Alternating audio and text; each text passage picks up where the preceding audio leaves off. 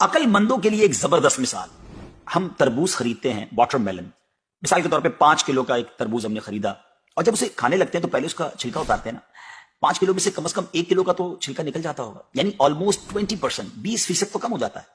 مگر کیا کبھی ہمیں افسوس ہوتا ہے اس کا کہ ہم سوچتے ہیں کہ ہم نے تو تربوز چھلکے کے ساتھ خریدا، چلو آج چھلکے کے ساتھ ہی کھا لیتے ہیں؟ ایسا نہیں کرتے نا. اچھا، ہم چکن بھی تو خریدتے ہیں، زندہ ثابت، اسی کو تولتے ہیں، تلواتے ہیں، پیسے دیتے ہیں، مگر جب کھانے کی باری آتی ہے، پکانے کی باری آتی ہے، تو اس کے بال، اس کی خال، اس کی آلائشیں نکل جاتی ہیں، تو ویٹ تو کم ہو جاتا ہے. مگر کبھی اس پر دکھ ہوتا ہے؟ نہیں نا.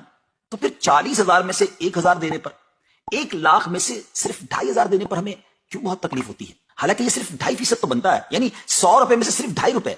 یہ تربوز، کیلے، آم اور مالٹے کے چھلکے اور گٹلی سے تو بہت کم ہے نا. اسی تو زکوٰۃ فرمایا گیا. ہاں، ایک اور بات، سال میں ایک ہی بار دینا ہوتا ہے. مالٹے کا، تربوز کا تو ہر بار چھلکا اتارنا ہوتا ہے نا. یہ 100 روپے میں سے 2.5 روپے یا 1,00,000 میں سے 2,500 روپے سال میں ایک ہی بار دینا ہوتا ہے، اور اسی کو زکوٰۃ کہا گیا. کیا برکت والا کام ہے یہ. مال بھی پاک، ایمان بھی پاک، دل اور جسم بھی پاک، اور معاشرہ بھی خوشحال. اتنی معمولی رقم، یعنی 40 روپے میں سے صرف 1 روپے، اور فائدے کتنے زیادہ، اجر کتنا زیادہ، برکت کتنی زیادہ. تو اب اپنی زکوٰۃ ہم نے پوری دینی ہے.